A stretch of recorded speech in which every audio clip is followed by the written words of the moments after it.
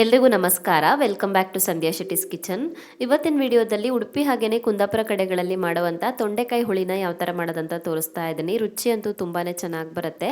Recipe ಶುರು ಮಾಡೋದಕ್ಕಿಂತ ಮುಂಚೆ ನೀವಿನ್ನೂ ನನ್ನ ಚಾನಲ್ಗೆ ಸಬ್ಸ್ಕ್ರೈಬ್ ಮಾಡಿಲ್ಲ ಅಂದರೆ ಇವಾಗಲೇ ಸಬ್ಸ್ಕ್ರೈಬ್ ಮಾಡ್ಕೊಳ್ಳಿ. ಹಾಗೆಯೇ ಬೆಲ್ ಐಕಾನನ್ನು ಪ್ರೆಸ್ ಮಾಡಿಬಿಟ್ಟು ನೋಟಿಫಿಕೇಷನನ್ನು ಆನ್ ಮಾಡ್ಕೊಳ್ಳಿ. ತೊಂಡೆಕಾಯಿ ಹುಳಿ ಮಾಡೋದಕ್ಕೆ ನಾನಿಲ್ಲಿ 1 kg ಆಗೋಷ್ಟು ತೊಂಡೆಕಾಯಿನ ತೊಗೊಂಡಿದ್ದೀನಿ. 1 kg ಆಗೋಷ್ಟು ತೊಂಡೆಕಾಯಿನ ಚೆನ್ನಾಗಿ ತೊಳೆದ್ಬಿಟ್ಟು ಕಟ್ ಮಾಡಿ ಬೇಯಿಸೋದಕ್ಕೆ ಪಾತ್ರೆಗೆ ಹಾಕಿಟ್ಕೊಂಡಿದ್ದೀನಿ. ಹಾಗೆಯೇ ಇದಕ್ಕೆ 2 ಟೊಮ್ಯಾಟೊಗಳನ್ನು ಹಾಕ್ಕೊಳ್ತಾ ಇದ್ದೀನಿ. ಕಟ್ ಮಾಡಿಬಿಟ್ಟು ಪೂರ್ತಿ ಹಣ್ಣಾಗಿರುವಂಥ ಟೊಮ್ಯಾಟೊನ ತೊಗೊಳ್ಬೇಕು. 2 ಟೊಮ್ಯಾಟೊ ಹಾಕಿಬಿಟ್ಟು ರುಚಿಗೆ ತಕ್ಕಷ್ಟು ಉಪ್ಪನ್ನು ಹಾಕೋಬೇಕು. ತರಕಾರಿಗೆ ಎಷ್ಟು ಉಪ್ಪು ಬೇಕಾಗುತ್ತೋ ಅಷ್ಟು ಉಪ್ಪನ್ನು ಹಾಕೊಂಡ್ಬಿಟ್ಟು ತರಕಾರಿ ಬೇಯೋದಕ್ಕೆ ಬೇಕಾದಷ್ಟು ನೀರು ಹಾಕ್ಕೊಳ್ತಾ ಇದ್ದೀನಿ. 3 ಲೋಟ ಆಗೋಷ್ಟು ನೀರು ಹಾಕ್ಕೊಂಡಿದ್ದೀನಿ. ಚೆನ್ನಾಗಿ ಮಿಕ್ಸ್ ಮಾಡಿಬಿಟ್ಟು ಮುಚ್ಚಿಬಿಟ್ಟು ತೊಂಡೆಕಾಯಿ ಪೂರ್ತಿಯಾಗಿ ಬೇಯೋವರೆಗೂ ಬೇಯಿಸ್ಕೊಳ್ಳೋಣ. ಇದನ್ನು ತೊಂಡೆಕಾಯಿ ಬೇಯೋ ಅಷ್ಟರಲ್ಲಿ ನಾವು ಮಸಾಲೆನ ರೆಡಿ ಮಾಡ್ಕೊಳ್ಳೋಣ. ಮಸಾಲೆ ಹುರ್ಕೊಳ್ಳೋದಕ್ಕೆ ಒಂದು ಬಾಣಲಿನ ಕಾಯಿಸ್ಬಿಟ್ಟು 1 ಚಮಚ ಆಗೋಷ್ಟು ಎಣ್ಣೆ ಹಾಕ್ಕೊಳ್ಳಿ. ಎಣ್ಣೆ ಕಾದ ನಂತರ ಇದಕ್ಕೆ 6 ರಿಂದ 7 ಬ್ಯಾಡಗಿ ಮೆಣಸಿನ್ಕಾಯಿನ ಸೇರಿಸ್ಬಿಟ್ಟು ರೋಸ್ಟ್ ಮಾಡ್ಕೊಳ್ಬೇಕು, ಹುರ್ಕೊಳ್ಬೇಕು. ಉರಿನ ಮೀಡಿಯಮ್ ಫ್ಲೇಮಲ್ಲಿ ಇಟ್ಕೊಳ್ಳಿ. ಉರಿನ ಮೀಡಿಯಮ್ ಫ್ಲೇಮಲ್ಲಿ ಇಟ್ಕೊಂಡು ಫಸ್ಟಿಗೆ ಮೆಣಸಿನ್ಕಾಯಿನ ಒಂದು 2 ನಿಮಿಷದವರೆಗೂ ಫ್ರೈ ಮಾಡ್ಕೊಳ್ಬೇಕು. ಮೆಣಸಿನ್ಕಾಯಿ ಸ್ವಲ್ಪ ಫ್ರೈ ಆಗ್ತಿದ್ದ ಹಾಗೆಯೇ ಇದಕ್ಕೆ ಇವಾಗ 1.5 ಟೇಬಲ್ ಸ್ಪೂನ್ ಆಗೋಷ್ಟು ಧನಿಯಾ ಕಾಳನ್ನು ಹಾಕೋಬೇಕು. ಅದೇ ಪಾತ್ರೆಗೆ ಹಾಕ್ಕೊಳ್ಳಿ. 1.5 ಟೇಬಲ್ ಸ್ಪೂನ್ ಆಗೋಷ್ಟು ಧನಿಯಾ ಕಾಳು, 1/4 ಟೇಬಲ್ ಸ್ಪೂನ್ ಆಗೋಷ್ಟು ಜೀರಿಗೆ ಹಾಕೋಬೇಕು, 1/4 ಟೇಬಲ್ ಸ್ಪೂನ್ ಆಗೋಷ್ಟು ಉದ್ದಿನ ಬೇಳೆನ ಹಾಕೋಬೇಕು. ಹಾಗೆಯೇ ಒಂದು 2 ರಿಂದ 3 ಚಿಟಿಕೆ ಆಗೋಷ್ಟು ಮೆಂತೆಕಾಳನ್ನು ಹಾಕ್ಕೊಳ್ಬೇಕು. ಮೆಂತೆಕಾಳು ಜಾಸ್ತಿ ಬೇಡ, 2 ರಿಂದ 3 ಚಿಟಿಕೆ ಹಾಕ್ಕೊಳ್ಳಿ. ಹಾಗೆಯೇ ಸ್ವಲ್ಪ ಕರಿಬೇವಿನ ಎಲೆಗಳನ್ನು ಹಾಕೋಬೇಕು. 2 ದಂಟು ಆಗೋಷ್ಟು ತೊಗೊಂಡಿದ್ದೀನಿ ಕರಿಬೇವನ್ನು. ಸೊ ಎಲ್ಲ ಐಟಮ್ಸನ್ನು ಸೇರಿಸ್ಬಿಟ್ಟು ಮತ್ತೆ ಹುರ್ಕೊಳ್ಬೇಕು. ಮತ್ತೆ ಒಂದು 2 ರಿಂದ 3 ನಿಮಿಷದವರೆಗೂ ಹುರ್ಕೊಳ್ಬೇಕು. ಇವಾಗಲೂ ಮೀಡಿಯಮ್ ಫ್ಲೇಮಲ್ಲಿನೇ ಹುರ್ಕೊಳ್ಳಿ. ಸೊ ಮಸಾಲೆ ಐಟಮ್ಸ್ ಚೆನ್ನಾಗಿ ಫ್ರೈ ಆಗಿದೆ. ಫ್ರೈ ಮಾಡ್ಕೊಂಡಿರುವಂಥ ಮಸಾಲೆ ಐಟಮ್ಸ್ ಪೂರ್ತಿಯಾಗಿ ತಣಿಬೇಕು.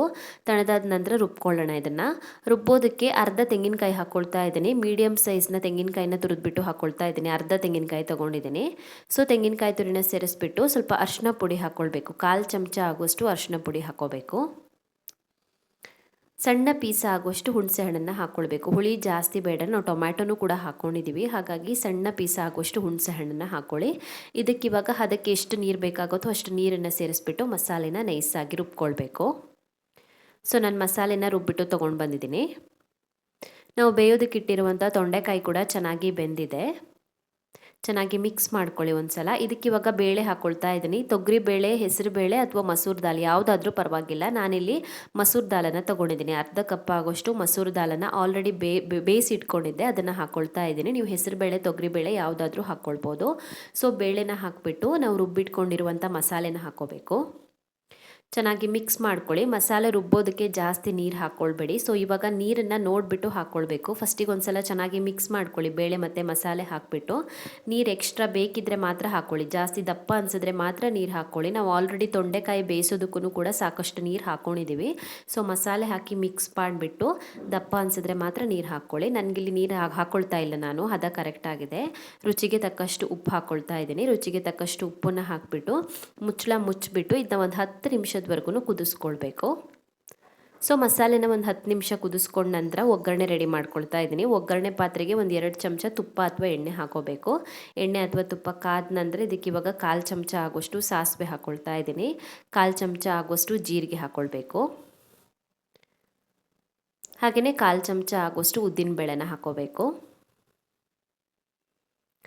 ಒಂದು 2 ಚಿಟಿಕೆ ಆಗುವಷ್ಟು ಇಂಗನ್ನು ಹಾಕ್ಕೊಳ್ತಾ ಇದ್ದೀನಿ. ಒಗ್ಗರಣೆಗೆ ಇಂಗಾದರೂ ಪರವಾಗಿಲ್ಲ, ಬೆಳ್ಳುಳ್ಳಿ ಆದರೂ ಪರವಾಗಿಲ್ಲ. ಬಟ್ ನಾನಿವತ್ತು ಸಾಂಬಾರಿಗೆ ಬೆಳ್ಳುಳ್ಳಿ ಈರುಳ್ಳಿ ಹಾಕ್ಕೊಳ್ತಾ ಇಲ್ಲ, ಹಾಗಾಗಿ ಇಂಗು ಹಾಕ್ಕೊಳ್ತಾ ಇದ್ದೀನಿ. ಸ್ವಲ್ಪ ಒಣಮೆಣಸಿನ್ಕಾಯಿನ ಹಾಕ್ಕೊಳ್ಬೇಕು. ಒಂದು 2 ಒಣಮೆಣಸಿನ್ಕಾಯಿನ ಕಟ್ ಮಾಡಿ ಹಾಕ್ಕೋಬೇಕು. ಹಾಗೆಯೇ ಸ್ವಲ್ಪ ಕರಿಬೇವಿನ ಎಲೆಗಳನ್ನು ಸೇರಿಸ್ಕೊಳ್ಬೇಕು. ಇದನ್ನು ಚೆನ್ನಾಗಿ ಮಿಕ್ಸ್ ಮಾಡಿಬಿಟ್ಟು ಫ್ರೈ ಮಾಡ್ಕೊಳ್ಳೋಣ. ಒಗ್ಗರಣೆ ಚೆನ್ನಾಗಿ ಫ್ರೈ ಆಗ್ತಿದ್ದ ಹಾಗೆಯೇ ನಾವು ಆಲ್ರೆಡಿ ಕುದಿಸಿಟ್ಕೊಂಡಿರುವಂಥ ಸಾಂಬಾರಿಗೆ ಒಗ್ಗರಣೆ ಹಾಕಿಬಿಟ್ಟು ಮಿಕ್ಸ್ ಮಾಡಿಕೊಂಡ್ರೆ ಆಯಿತು. ತುಂಬಾ ಟೇಸ್ಟಿ ಆಗಿರುವಂಥ ಉಡುಪಿ ಹಾಗೆಯೇ ಕುಂದಾಪುರ ಕಡೆಗಳಲ್ಲಿ ಮಾಡುವಂಥ ತೊಂಡೆಕಾಯಿ ಹುಳಿ ರೆಡಿ ಆಗಿಬಿಡುತ್ತೆ. ರುಚಿ ಅಂತೂ ತುಂಬಾ ಚೆನ್ನಾಗಿ ಬರುತ್ತೆ. ವೈಟ್ ರೈಸ್ ಜೊತೆಗಿರ್ಬೋದು, ಬಾಯ್ಲ್ಡ್ ರೈಸ್ ಜೊತೆಗಿರ್ಬೋದು, ಬೆಸ್ಟ್ ಕಾಂಬಿನೇಷನ್ ಅಂತ ಹೇಳ್ಬೋದು.